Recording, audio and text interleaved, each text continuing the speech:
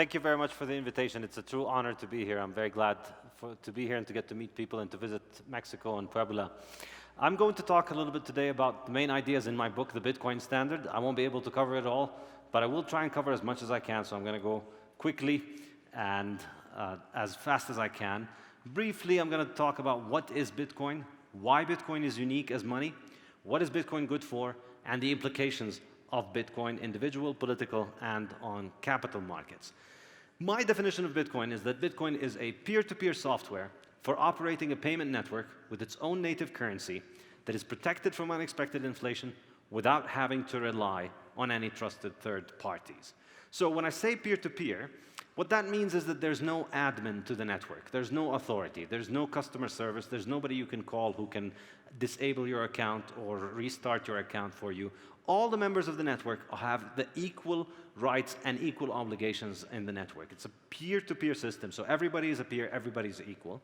It's software, it's a payment network, it has its own currency that doesn't have unexpected inflation. The inflation of the supply is predictable, and it doesn't rely on any single entity or third party.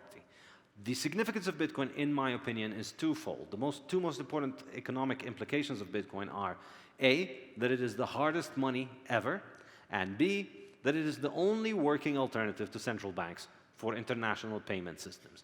That's why I think Bitcoin is a big deal, because both of these things are an enormously important development. So, why does Bitcoin matter? Let's think about what is money historically. Anything can be used as money. Money is a medium of exchange. You can use anything as a medium of exchange. If somebody will accept it from you, then you can use it. But of course, some things do the job better than others. What we find is that all forms of money, if people start using them as money, they start buying them, they start acquiring them. That raises the demand for them, and that raises the price for them. But then, if people are able to produce them in increasing quantities, that will cause the supply to increase, and that will bring the price down. So therefore, what ends up getting used as money is always what is hard to produce. So if we look historically, all the examples of money that we hear about in history have always been things that are hard to produce. So cigarettes in prison are money because nobody can make cigarettes in prison. Cattle used to be money. Limestones have been used as money in places where you cannot have lime, where you don't have lime. Rare seashells are used as money. Glass beads are used as money in places where glass cannot be made. And metals were used as money when they were rare, but then only precious metals became used as money. Even among government money, we see that the most successful government currencies are the ones that are the hardest to produce. So what all forms of money have in common is that they are hard to make. And what ends up being used as money at any time and any place is always the thing that is the hardest to make. And historically, the winner of this contest of thousands of years across the world was gold. At the end of the 19th century, gold was money pretty much everywhere in the world because it has the lowest supply growth rate. Gold increases in its supply at a lower rate than anything else. Every year, gold supply increases at around 1.5% to 2% only. So we're always stockpiling more and more gold, and so every year, no matter how much more we produce, we're only adding a small little fraction to all the existing supply of gold because gold cannot be consumed. You can't ruin gold, and it doesn't rust, it doesn't evaporate, and it's just sitting there. So we're always adding to thousands of years of stockpiles, and always our new production every year is only a tiny little fraction. That's what made gold money everywhere in the world. Now, that's why Bitcoin matters, because Bitcoin is even harder than gold. Bitcoin is the hardest money ever invented. This chart shows you, in the black line, you see the supply of Bitcoin. It is increasing at a decreasing rate. Today, we hit 19 million Bitcoin. So there are 19 million Bitcoin in circulation today. And that's the number that has been produced in the first 12 years of Bitcoin's operation. We only have 19 million Bitcoin. That's it. Those are the only Bitcoins that are here. And in the next 100 years or so, we're going to produce another 2 million Bitcoins. And that's it. So the supply growth rate started off very fast. It was highly inflationary at the beginning. You see the supply growth rate in the gray line. But it has gone down, and it continues to decrease. And this year, it's at around 1.8%. So it's already somewhere in the range of the growth rate of gold, but it continues to decline.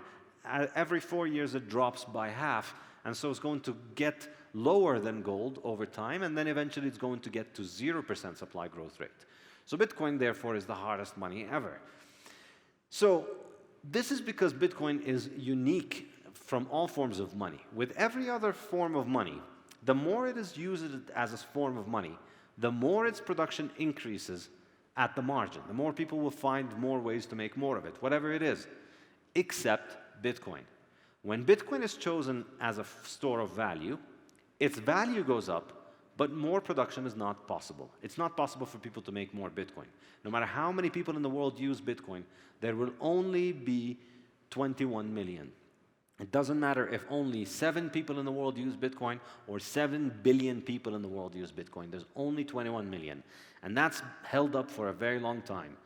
Instead, what ends up happening, as more people try to produce more Bitcoin, as mining Bitcoin becomes more profitable, the difficulty of mining Bitcoin rises.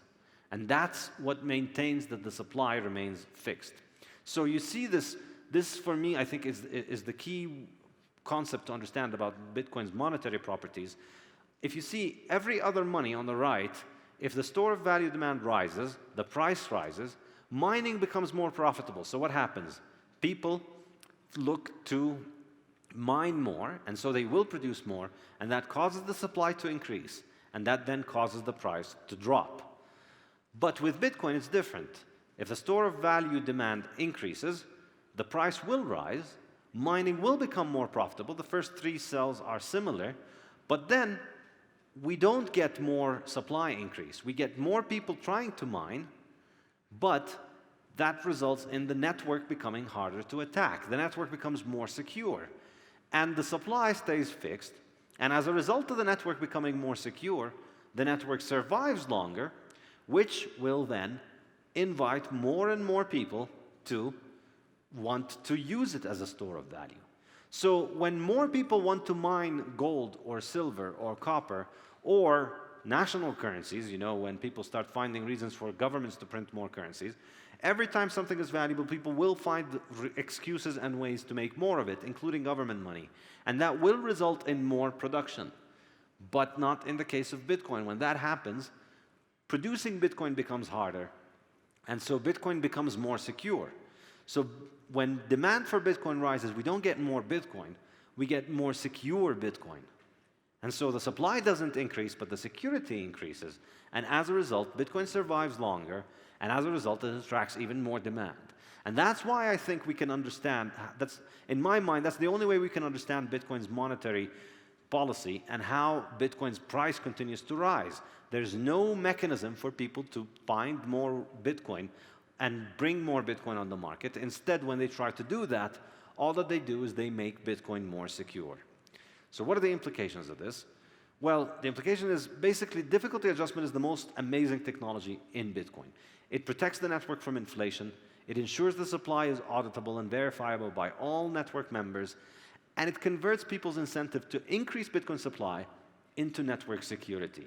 It's just a very powerful force of economic incentive that forces everybody to deal with Bitcoin on its own terms.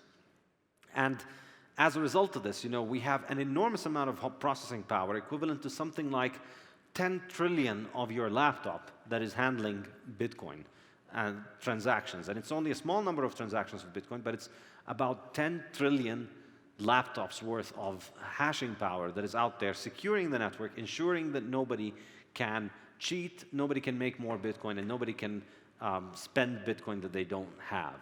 So how secure is Bitcoin? Well, Bitcoin has no single point of failure. So it's a distributed network, as we said, and it runs on this algorithm, and it has no single point of failure. There's not a single individual out there, or a company, or hardware, or infrastructure that is necessary for Bitcoin to work. There's nobody you can kill that will stop Bitcoin from working. There's no building you can bomb that can stop Bitcoin from working. It basically cannot be stopped. It's just a protocol that is always open to anyone who wants it anywhere in the world. Around every 10 minutes, a new block of transactions is released, and this has basically never failed. And it has never confirmed a fraudulent transaction. Nobody has ever been able to cheat the Bitcoin network for 1 Satoshi, which is 1 over 100 million of a Bitcoin. So Bitcoin's monetary uniqueness is that it is the hardest money that has ever been invented. It's available worldwide for anyone who can receive 2 megabytes of data every 10 minutes. It's purely voluntary. It does not need any regulation or enforcement or police for it to work. It's chosen and valued freely on the market. That's the definition of sound money. It's free market money. Nobody dictates the value of Bitcoin, and nobody forces you to use Bitcoin. So what is Bitcoin good for then? What are the implications of Bitcoin? What are the things that it's good for? I think there are 2 main things. The first one is that it is a store of value.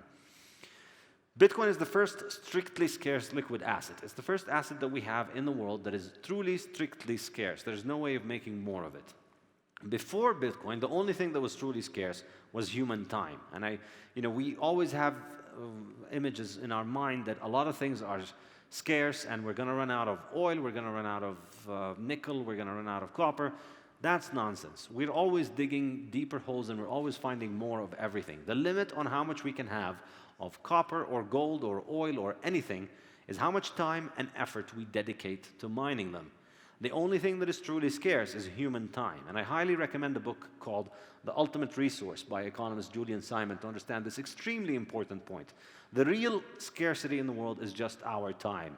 If we had infinite time, we could keep digging for more and more and more copper and gold, but we don't. So we have to decide where to allocate our time. And so the only truly scarce thing is our time, but now we finally have something else that is truly scarce, which is Bitcoin. So just like with our time, we can't dig and find more time. Eventually our time runs out on this earth. And similarly with Bitcoin, there's no way to find more. And so that, for me, makes Bitcoin the perfect vehicle for storing the value of our time. If you take the value of your time, you want to store it in something that is also scarce like your time, that can't be produced easily, that can't be increased in its supply. And so those really are the 2 only genuinely scarce things in the world, time and Bitcoin. And for the first time now, since the invention of Bitcoin, you can store the value produced from your scarce time in a store of value that is also scarce, just like your time. That's why I like to call Bitcoin our most advanced technology for transferring the value of time into the future. There's no other technology that you can use for transferring value from today to tomorrow where you can be sure that the supply is not going to be diluted unexpectedly. Everything else keeps getting diluted over time and keeps getting diluted infinitely, but not Bitcoin. And so the second use of Bitcoin is that it is a decentralized free market alternative to central banking. Up until the invention of Bitcoin, if you wanted to send money across international borders, you had no choice but to do it with your local central bank. That's what central banks are for. They're a monopoly. They're a monopoly for banking, monopoly for issuing the currency, and a monopoly for international settlement of trade. So if you want to send money from Mexico to the US, to China, to Brazil, to any country out in the world, you had to go through your central bank. You had no other alternative to do it. Bitcoin is the first alternative that works. It doesn't go through the central bank, and it does not require you to trust in any individual or any authority or any company. It's an actual working alternative to central banks, and it's a truly free market alternative. Nobody gets to control it, and nobody gets to manipulate it, and nobody gets to decide what to do with it. You get to use it. You get to be a completely independent peer on the network where you decide what you want to do. So Bitcoin continues not to die. Bitcoin continues to rise in price. And the people who use it benefit at the expense of people who use the weaker currencies. And people in Mexico have, of course, most of you lived through experience of very high inflation in the 1980s. So you know what it's like when there's a hard money and an easy money. Nobody wants to hold the easy money. Everybody's always trying to get rid of the peso as quickly as they can, as they did in the 1980s.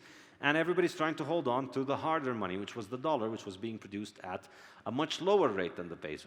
We're witnessing something similar right now happening internationally, but the dollar is the peso this time, and Bitcoin is the dollar. The Bitcoin is the hard money everywhere in the world, and people are beginning to realize this. So over time, not only is Bitcoin replacing the function of settlement of payment internationally, but it's also replacing the currency and the store of value function for national currencies that central banks usually fulfill. And here, obviously, people will ask the question, well, Bitcoin can't handle the transactions for everybody in the world, and that's true. Bitcoin's on-chain capacity is only about 500,000 transactions a day or so. You can add a little bit, and obviously that's nowhere near enough for the whole world to be using Bitcoin. But we can have second-layer solutions built on top of Bitcoin that allow a much larger capacity for transactions to take place. So the Bitcoin network will become like the settlement network for central banks, for large financial institutions, but it's going to be much more decentralized than central banks. Instead of having 200 central banks around the world, we're going to be having something like tens of thousands of nodes around the world, tens of thousands of Bitcoin financial institutions that are able to clear and perform settlement through networks like the Lightning Network or other scaling solutions. And that's how I think Bitcoin is going to scale.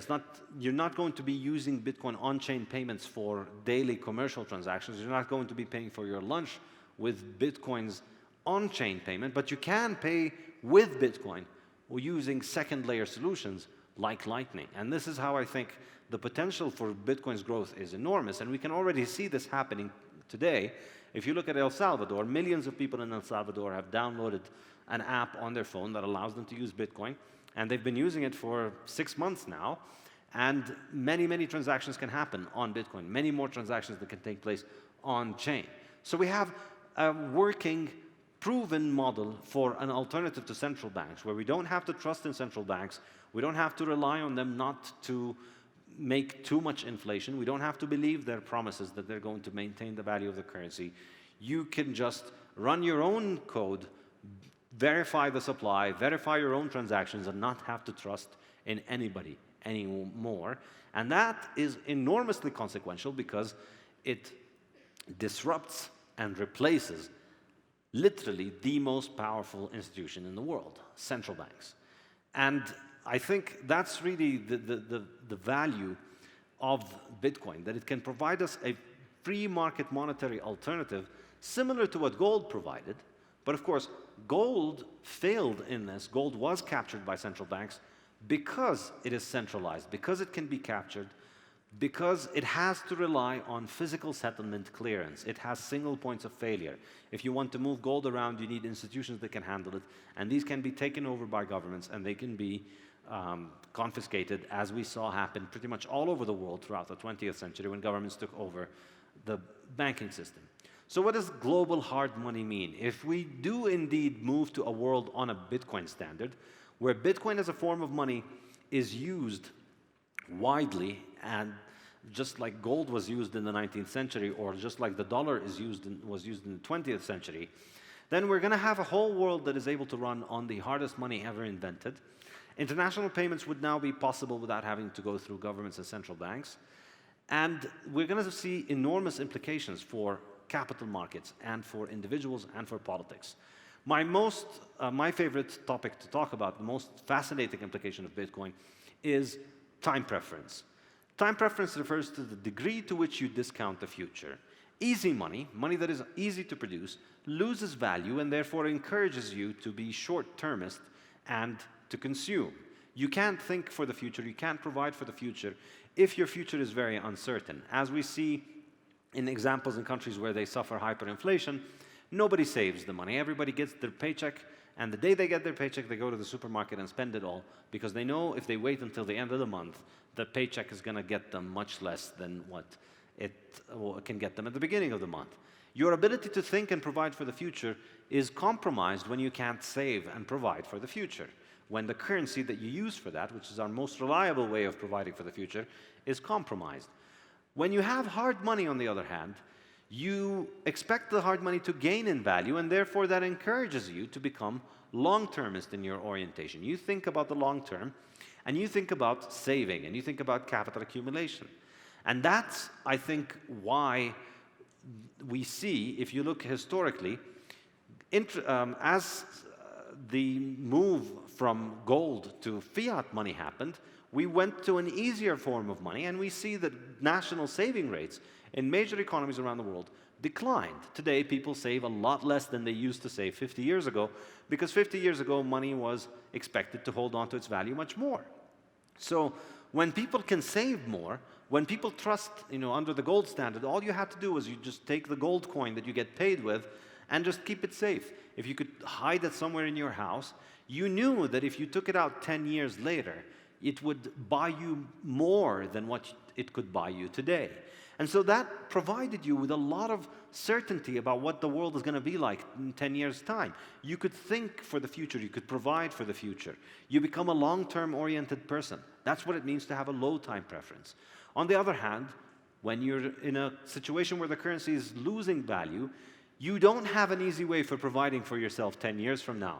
You don't have an easy way to make sure that you, 10 years from now, will have the money that you earn today. So what does that do to you? You discount the future more. You value the future less. You think more about the present. You consume everything that you have, and you think less and less and less about what you're going to be doing 10 years from now. I think the economic implications of this are enormous, but more than just the economic, the social, the moral, and the political implications of this are huge. The fact that people wouldn't find no reason to save for the future, or the fact that the future is extremely uncertain, causes people to discount the future very heavily and results in all kinds of undesirable behavior. And I discuss this in much more detail in the Bitcoin Standard and in my next book, in my second book, the Fiat Standard. Also, the implication for capital market is enormous. And I discuss this also in a lot of detail in the book, and I don't have a lot of time to explain it now.